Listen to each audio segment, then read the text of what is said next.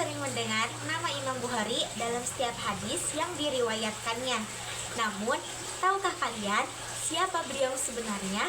Bagaimana seorang anak kecil dari kota Bukhara tumbuh menjadi sosok ulama besar yang menghabiskan hidupnya untuk mencari, meneliti, dan menyusun hadis Rasulullah SAW dengan penuh ketelitian? Kisah perjuangan Imam Bukhari bukan hanya tentang ilmu saja, akan tetapi juga tentang keikhlasan, ketekunan, dan pengorbanan.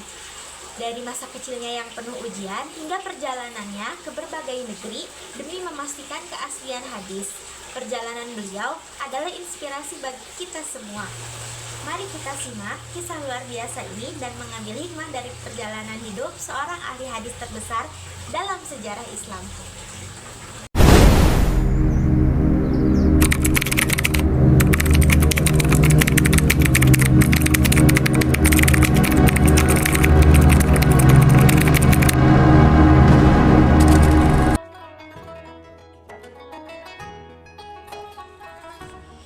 Di sebuah kota kuno di Asia Tengah, lahirlah seorang ilmuwan besar yang akan mengubah sejarah ilmu hadis. Namanya Abu Abdullah Muhammad bin Ismail al-Bukhari, atau yang kita kenal sebagai Imam Bukhari. Beliau lahir pada hari Jumat, 13 Syawal 194 Hijriah atau bertepatan dengan 21 Juli 810 Masehi di kota Bukhara, kota yang saat ini termasuk dalam wilayah negara Uzbekistan.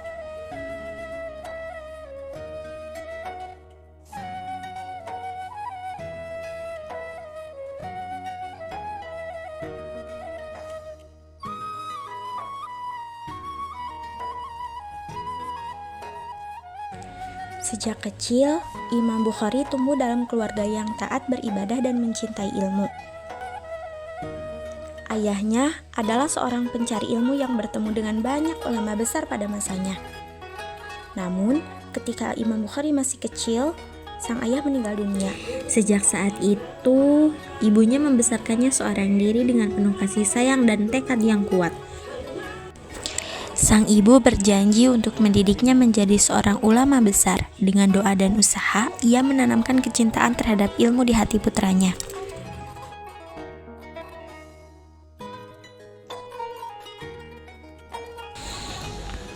Di tengah semangat belajarnya, Imam Bukhari menghadapi ujian besar. Pada usia 4 tahun, ia tiba-tiba kehilangan penglihatannya. Gelap, dunia tak lagi terlihat. Namun Allah mengganti penglihatannya dengan cahaya hati yang sangat tajam. Setiap kali ibunya membacakan Al-Quran, ia langsung bisa menghafalnya. Sebuah anugerah yang sangat luar biasa. Menyadari kecerdasan luar biasa putranya, sang ibu segera mendaftarkannya ke madrasah. Dan saat itu usianya masih sangat muda.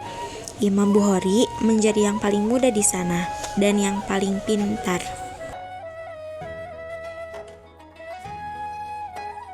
Di sebuah madrasah, suasana hening saat sang guru selesai membacakan surat Qaf.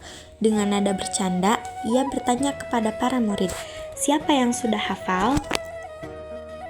Tak ada yang menjawab. Para murid saling menatap, ragu apakah ada di antara mereka yang sanggup. Tiba-tiba, tangan kecil Imam Bukhari terangkat dengan percaya diri. Sang guru terkejut, tetapi beliau tersenyum dan mempersilahkannya maju. Dengan suara lantang, Imam Bukhari mulai melafalkan surat Qaf dari awal hingga akhir tanpa ragu. Rasa kagum terpancar dari wajah guru dan teman-temannya. Bisikan takjub terdengar di antara mereka. Setelah selesai, sang guru menatapnya dengan penuh kebanggaan dan berkata, "Mulai sekarang, kau harus belajar hadis juga." Singkat cerita, Imam Bukhari pulang dengan penuh semangat dan segera memberitahu ibunya, "Umi, aku ingin belajar hadis." Ibunya tampak ragu, lalu berkata dengan lembut, "Nak, fokuslah dulu pada Al-Quran." Namun, Imam Bukhari menggeleng tegas, "Tidak Umi, aku ingin belajar hadis juga."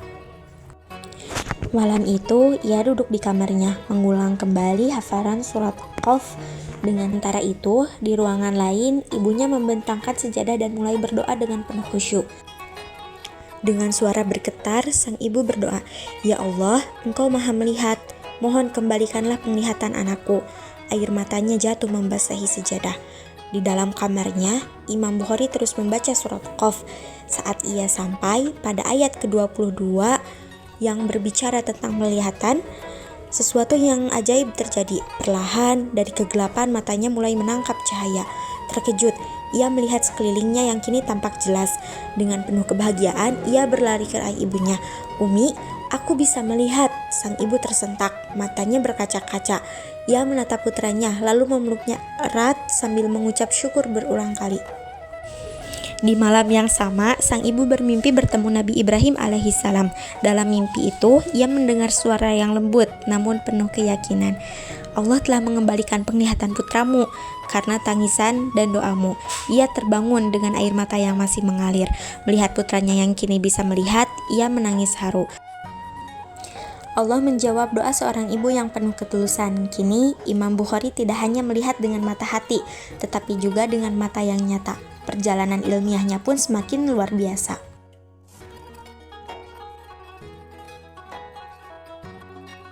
Pada tahun 210 Hijriah, di usia 16 tahun, Imam Bukhari bersama ibunya dan saudaranya berangkat ke Mekah untuk menunaikan ibadah haji. Namun, setelah ibadah selesai, ia memutuskan untuk tetap tinggal di sana, menuntut ilmu dari ulama-ulama besar. Demi memperdalam ilmunya, ia tidak hanya belajar di Mekah, tetapi juga berpindah ke berbagai kota besar di dunia Islam, seperti Madinah, Basrah, Baghdad, Syam atau yang sekarang Suriah, Mesir, dan banyak lagi. Setiap tempat yang ia datangi, ia akan mencari guru terbaik dan meriwayatkan hadis dengan ketelitian yang luar biasa. Dengan penuh semangat, Imam Bukhari mengembara, menelusuri jejak-jejak ilmu dan mengumpulkan hadis Rasulullah SAW dari para perawi yang terpercaya.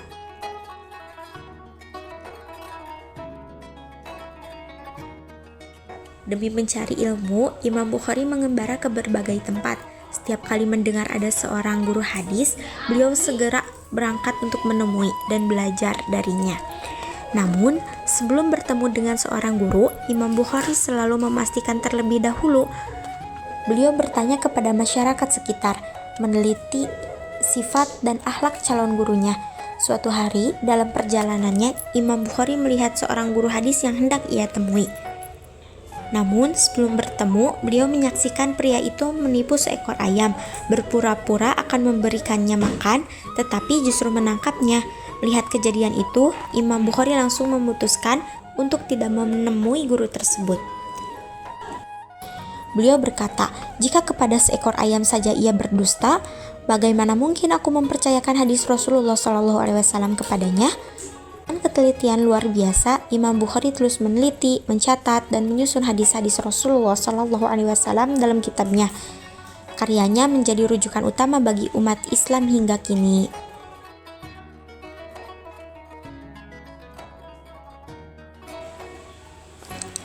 Setelah 16 tahun mengembara, Imam Bukhari berhasil mengumpulkan sekitar 600.000 hadis. Namun, tak semua hadis itu langsung ia catat dalam kitabnya. Dengan ketelitian tinggi, beliau menyaring setiap hadis yang didapat. Dalam meneliti kebenaran hadis, Imam Bukhari memeriksa sanadnya, rangkaian perawi yang menyampaikan hadis dari Rasulullah SAW. Jika ada satu perawi yang diragukan, hadis itu tak akan dicatat dalam kitabnya.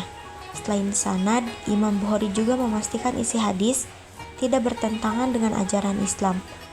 Jika ada kejanggalan, hadis tersebut harus diuji ulang sebelum diputuskan kebenarannya. Setiap kali menemukan hadis yang dianggap sahih, Imam Bukhari tidak langsung mencatatnya. Beliau mandi, berwudu, lalu melaksanakan sholat istikharah 2 rakaat.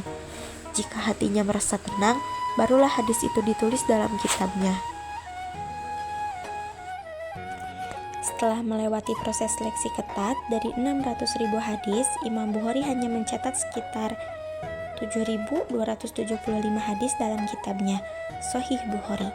Karya ini menjadi kitab hadis paling sahih setelah Al-Quran, rujukan utama bagi umat Islam sepanjang zaman.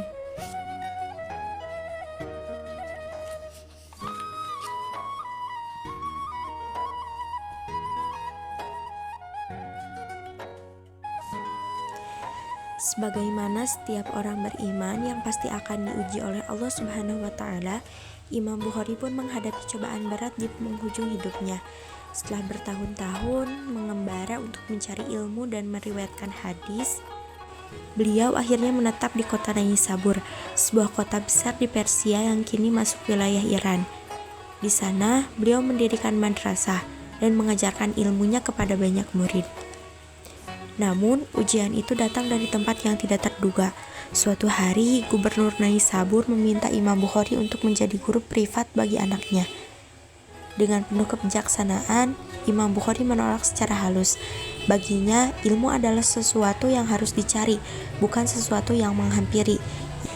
Ia mengajak sang gubernur untuk mengirimkan putranya ke madrasah, agar ia bisa belajar bersama murid-muridnya yang lain. Sayangnya, jawaban itu melukai ego sang gubernur. Tidak lama kemudian, dengan penuh kedengkian, ia mengeluarkan perintah untuk mengusir Imam Bukhari dari Naisabur. Tanpa perlawanan, dengan hati yang sabar, Imam Bukhari meninggalkan kota itu. Beliau memutuskan untuk kembali ke kampung halamannya, Bukhara. Namun ujian tak berhenti di situ. Gubernur Bukhara yang telah termakan fitnah juga mengusirnya dari kota kelahirannya sendiri. Dengan langkah berat, Imam Bukhari meninggalkan tanah kelahirannya dan menuju Samarkand. Namun ketidakadilan kembali menyambutnya. Gubernur Samarkand yang memiliki hubungan dekat dengan para penguasa sebelumnya enggan menerimanya. Imam Bukhari akhirnya tinggal di sebuah desa terpencil di dekat Samarkand, menumpang di rumah seorang kerabatnya. Suatu malam, tepat di malam takbiran Idul Fitri tahun 256 Hijriah, utusan gubernur datang membawa perintah pengusiran lagi. Imam Bukhari harus pergi, bahkan belum sempat merayakan hari kemenangan bersama kerabat. Dalam keheningan malam itu, dengan hati yang penuh keikhlasan, Imam Bukhari berdoa, "Ya Allah, sungguh dunia ini telah terasa sempit bagiku, maka aku memohon kepadamu, panggillah aku ke sisimu." Dan tak lama setelah melangkah pergi, hanya beberapa puluh langkah dari rumah kerabatnya, Allah pun mengabulkan doanya. Di usia 62 tahun, Imam Bukhari menghembuskan nafas terakhirnya dengan tenang.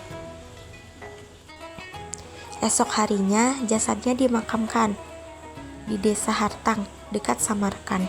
Dan di sanalah hingga kini makam seorang ulama besar yang sepanjang hidupnya telah mendedikasikan dirinya untuk menjaga kemurnian hadis Rasulullah SAW.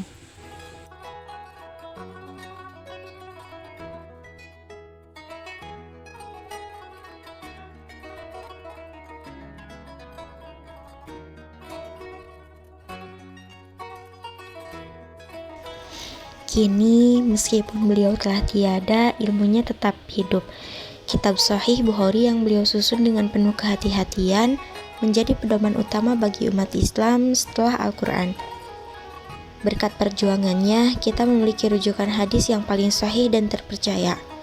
Semoga kita bisa meneladani kegigihan, ketakwaan, dan keikhlasan Imam Bukhari dalam menuntut ilmu dan menjaga amanahnya. Amin.